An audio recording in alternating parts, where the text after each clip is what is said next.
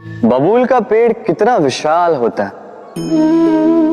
People का पेड़ भी विशाल होता है, किंतु क्या आपने कभी सोचा है क्यों बबूल के पेड़ को काट के उसका उपयोग किया जाता है और क्यों पीपल के पेड़ को पूजा जाता है? इसलिए क्योंकि पीपल का पेड़ उसके नीचे बैठे पथिक को छाया देता है, अपनी डाली पर असंख्य पंछियों को बसेरा देता है, किसी को काटे चुबाकर दूर नहीं करता, बल्कि उसे शीतल छाया देकर उसकी थकान हर लेता। इस संसार में यदि आपको सम्मान पाना है तो पीपल की भांति ही बनना होगा। कुछ देना सीखो, आनंद, सुख, शीतलता बांटना सीखो और कांटों की भांति कभी किसी को कष्ट ना दो। सम्मान स्वयं चल के आपके पास आएगा और मन प्रसन्न होकर बोलेगा, राधे राधे। हम सब ये मानते हैं कि हमें जीवन में कभी न कभी किसी न किसी स्थान पर प्रेम होता ही, फिर चाहे वो माता पिता को संतान से हो, ज्ञानी को ज्ञान से हो, किसी कलाकार को कला से हो, आदि इत्यादि। किंतु क्या वास्तव में ये प्रेम ही है? मोह भी तो हो सकता है। अब आप पूछेंगे कि प्रेम और मोह में अंतर क्या? अंतर है बंधन का, जो आपको बांधे वो मोह है, प्रेम नहीं। प्रेम वो जो आपको मुक्त कर विकास की ओर भेजे। चलो आपको एक उदाहरण देता हूं। कुछ माता पिता अपनी संतान को किसी अन्य नगर में पढ़ने के लिए भेज नहीं पाते, अपनी संतान को उसके मित्रों के साथ खेलने के लिए भेज नहीं पाते, चिंतित रहते हैं कि कहीं उनकी संतान को पीड़ा ना पहुंचे और इसीलिए उसे बांध के रखते हैं। ये प्रेम नहीं है, ये मोह है। क्योंकि यदि ये प्रेम होता तो वो चाहते कि संतान माता पिता की छांव से बाहर निकलकर इस संसार को देखे, उसे समझे, उससे ज्ञान ले, अपनी अनुभवों से सीखकर अपना स्वयं का एक व्यक्तित्व बनाए। स्मरण रखिएगा, मोह से भय पैदा होता है और प्रेम से केवल आनंद। इसीलिए बांधिए मत, मुक्त कीजिए, क्योंकि यही प्रेम है। राधे राधे। संसार में संबंध बहुत ही महत्वपूर्ण होते हैं। अब प्रश्न ये उठता है कि संबंध कैसे होने चाहिए। संबंध शब्द के प्रारंभ में ही सम शब्द आता है। सम अर्थात समानता।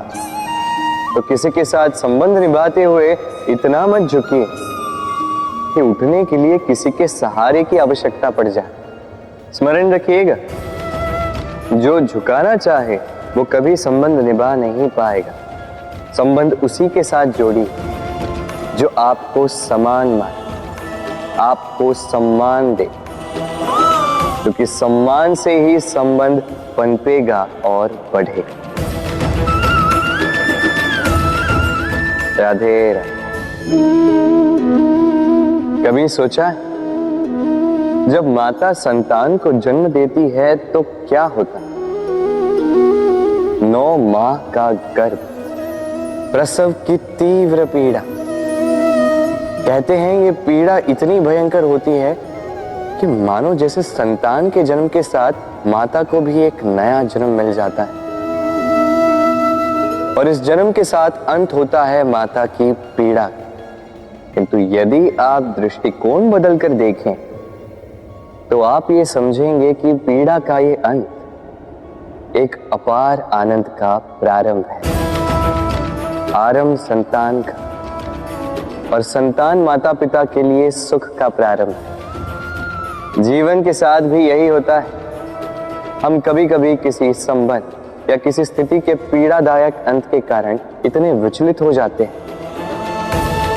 कि उस आनंदमयी प्रारंभ को देख ही नहीं पाते। स्मरण रखिएगा, पीड़ा आनंद के प्रारंभ का लक्षण। राधे राधे।